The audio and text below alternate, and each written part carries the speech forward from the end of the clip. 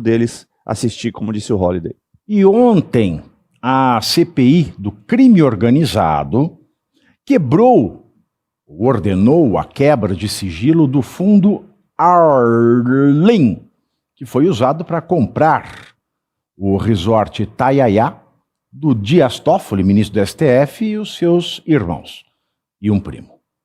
O Arlim tinha como único cotista outro fundo, o Leal, que por sua vez tinha, de 2021 a 2025, um único cotista, o Fabiano Zettel, cunhado do Daniel Vorcaro. Foi com esse fundo que Zettel passou a ser sócio do resort Itaiaia e mesmo vendido pela família do Toffoli a esse fundo, que era de outro fundo, que só tinha um sócio, que era do cunhado do Vorcaro, o Toffoli ainda era conhecido como dono do resort e frequentava e fechava. O irmão dele era padre, né? Uhum. Também era dono do cassino, tinha cassino no resort, e aí o padre se confundiu, ele foi na missa, começou a dar hóstia desse jeito, e aí causou uma confusão toda. Então, por meio de aportes de 20 milhões de reais no empreendimento, né, o Arlim comprou da Maridit, do Toffoli, o Itaiaia. Até então, os familiares de Toffoli apareciam como administradores do empreendimento por meio da Maridit, da qual o próprio ministro do STF admitiu também fazer parte como sócio. Mas, na manhã de hoje,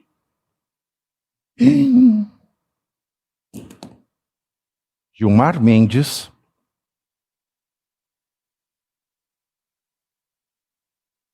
anulou a quebra de sigilo do fundo Arlim, aprovada pela CPI do crime organizado. Para Gilmar, até que o plenário do STF decida sobre o tema, o procedimento é excepcional e, portanto, não constitui ato próprio de investigação. E ao anular a quebra de sigilo, Gilmar Mendes criticou a CPI, dizendo que os parlamentares que integram a comissão sabiam da possibilidade de anulação de seus atos e, mesmo assim, decidiram aprovar a quebra de sigilo do Fundo de Investimentos em votação simbólica. O relator da CPI do crime organizado, o senador Alessandro Vieira, criticou a decisão de Gilmar Mendes. Segundo Vieira, a decisão reafirma um muro de proteção em torno de Dias Toffoli.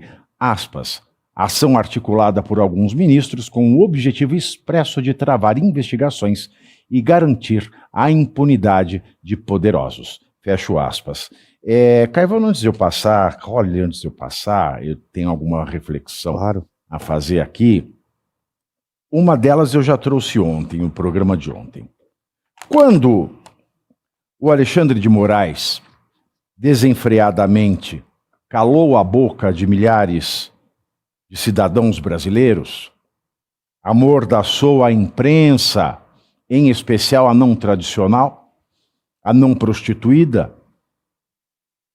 Quando ele fez isso, e quando, em protesto, se dizia o direito à liberdade de expressão é um direito fundamental, é um direito humano fundamental, os ministros da Suprema Corte, capitaneados pelo Moraes, diziam: mas a garantia do direito fundamental à liberdade de expressão não pode ser um escudo para cometer crimes.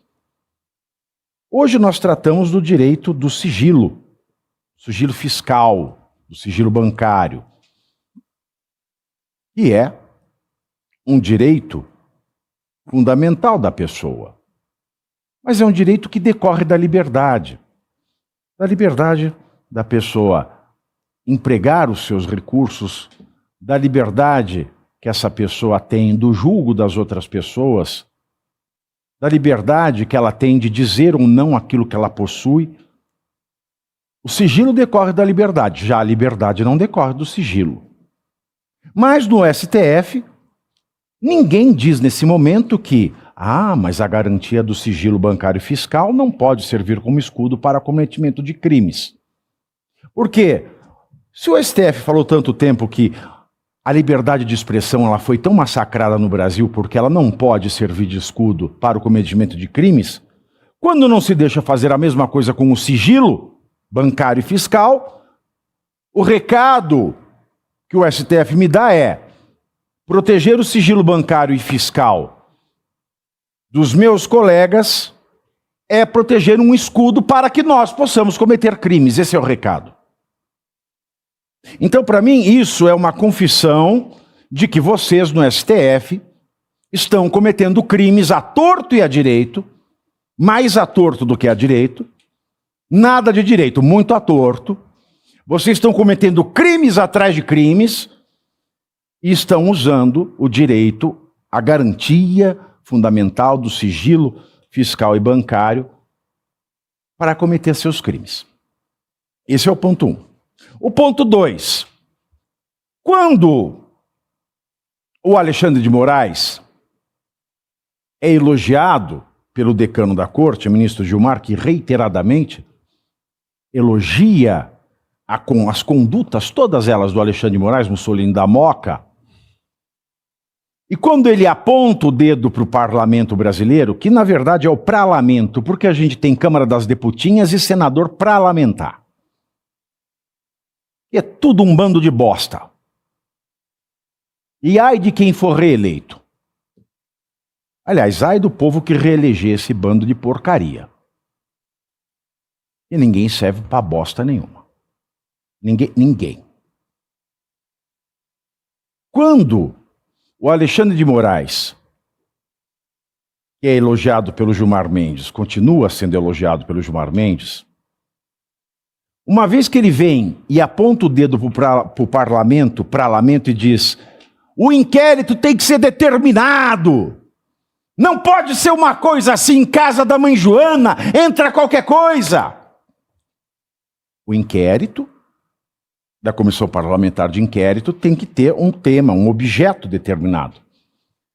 Todo inquérito tem que ter um objeto determinado. O inquérito policial tem que ter um objeto determinado. Então por que com a mesma verve e com a mesma fundamentação jurídica, porque o suporte fático e jurídico é o mesmo, Gilmar Mendes não se volta para o Alexandre de Moraes, aponta o seu dedo e diz: tudo isso desse inquérito de fake news é ilegal. Cadê o objeto determinado? Por que um jornalista sério do Maranhão teve busca e apreensão na casa dele? Porque publicou foto da família do Gordo usando o carro do TJ do Maranhão na praia.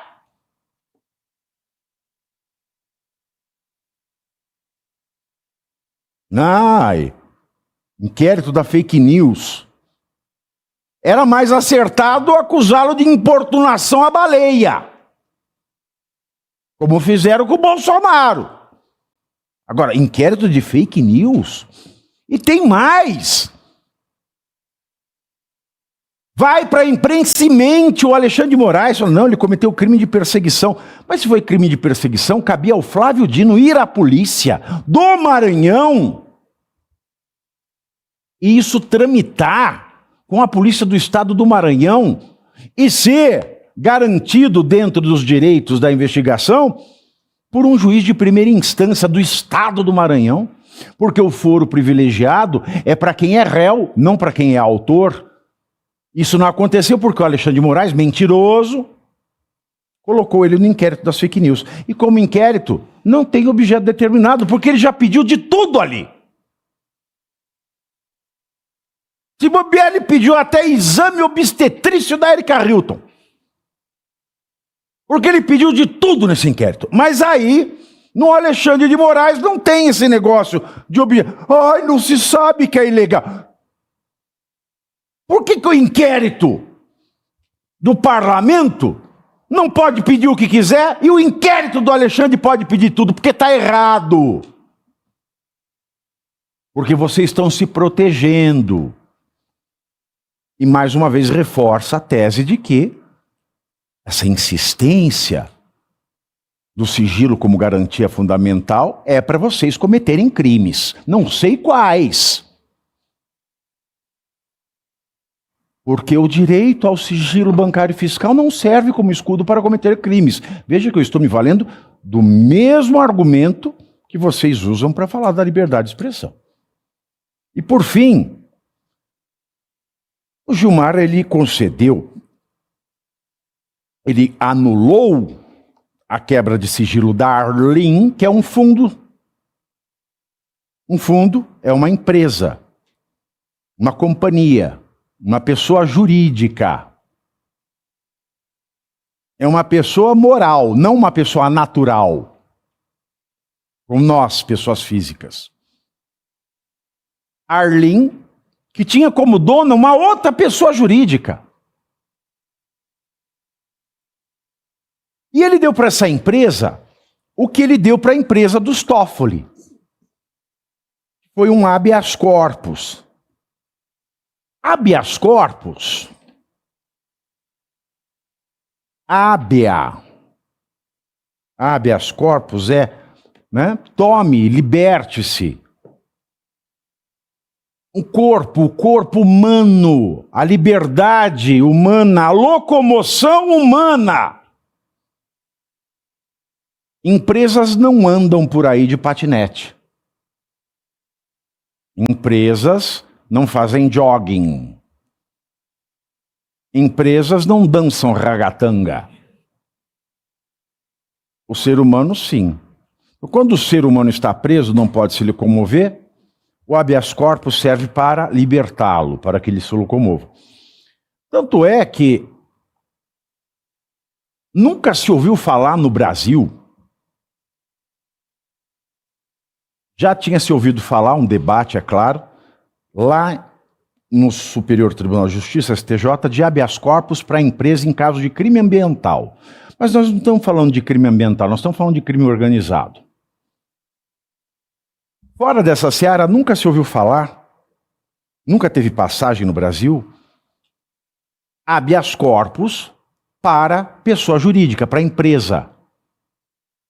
Ah, mas a empresa pode pedir habeas corpus? Pode. Pode pedir como impetrante. A empresa tal pede habeas corpus em favor do ser humano tal, que é o paciente. Mas agora, o que o Gilmar inventou, depois de ter inventado o fim da coisa julgada, depois de ter inventado que a lei constitucional é inconstitucional quando ele quer, depois de ter inventado prevenção, porque ele julgou um caso parecido que já estava arquivado, ele inventou o habeas corpus para a empresa. Porque se você tiver um pouco de pachorra e fizer uma pesquisa, uma varredura em toda a história da jurisprudência brasileira, a empresa não tem habeas corpus. No seu lugar, quando ela é vítima de um abuso de alguma autoridade pública, ela tem mandado de segurança. E aí o Gilmar, ele cria no Brasil o quê? Ele cria no Brasil a situação ridícula de quando eu estava na faculdade, Cláudio Caivano. Rolavam aquelas petições, né, de advogados burros e faziam o habeas carros. O carro era preso no Detran. Aí o advogado entrava com habeas corpus pro carro. O carro preso no pátio do Detran, o carro penhorado. Entrava com habeas carro. Habeas car. Habeas car. O Gilmar inventou o habeas company. Sim. E veja, não é nem para a companhia se locomover, é para sigilo. E é o segundo que ele dá. É o segundo. Eu ia dizer justamente nesse ponto, e você me trouxe aqui a escada, ó. Ao juiz é verdade inovar. Ele inovou a primeira vez, ninguém falou absolutamente. A OAB falou alguma coisa? Emitiu uma notinha que fosse num pedaço de papel higiênico? Não. Ele fez a segunda vez e fará muito provavelmente a terceira. Eu vou falar uma frase aqui, Pavi, é um pensamento de um jurista alemão, e muito provavelmente acredito que você vai identificá-lo. Soberano é quem decide sobre o estado de exceção. Essa frase é de Carl Schmitt, jurista alemão que não só viveu durante o período nazista, como defendeu o que o período nazista fez em termos de limitação de direitos e garantias fundamentais, ou seja, estado de exceção. O mesmo estado de exceção relatado por você aqui quando fez a sua preleção, dizendo tudo o que eles fizeram em relação à liberdade de expressão. Foi esse tribunal, um tribunal de exceção. Que a gente tem elogiado o André Mendonça, porque tem tido todos os cuidados de seguir a Constituição, mas os seus pares, os demais, não têm tido o mesmo cuidado, e não é só. Tanto que a gente fala do André Mendonça, esse é bom, exceção ruim. Exceção ruim, boa, é isso aí. Exceção muito ruins. E a grande verdade é que o André Mendonça é um dentro de um tribunal de exceção. Ele não tem como, infelizmente, negar isso, e espero que ele consiga ser a mudança necessária para esse tribunal. Num outro ponto que eu anotei aqui sobre a decisão em si, ele citou ali, que você leu na matéria, era sabido da possibilidade da anulação em referência à votação simbólica. Ora, recentemente aconteceu isso, uma reclamação em relação à CPMI do INSS, que acabou indo para o Alcolumbre, lembra disso, né? Apresentaram um mandado de segurança em virtude da negativa do Alcolumbre em anular aquela decisão. Isso foi para o STF. Ou seja, foi declarado que estava tudo certo, que a votação simbólica é uma prerrogativa do presidente. Quer dizer que não feliz em inovar na questão de dar habeas corpus a uma empresa, o Gilmar Mendes está decidindo sobre o regimento interno do parlamento. É a prova, mais uma, né? Não precisava tanto, mas é mais uma prova de que o STF é um tribunal de exceção no Brasil, Pavinato. Porque, Holliday, você está fazendo sua segunda faculdade, né?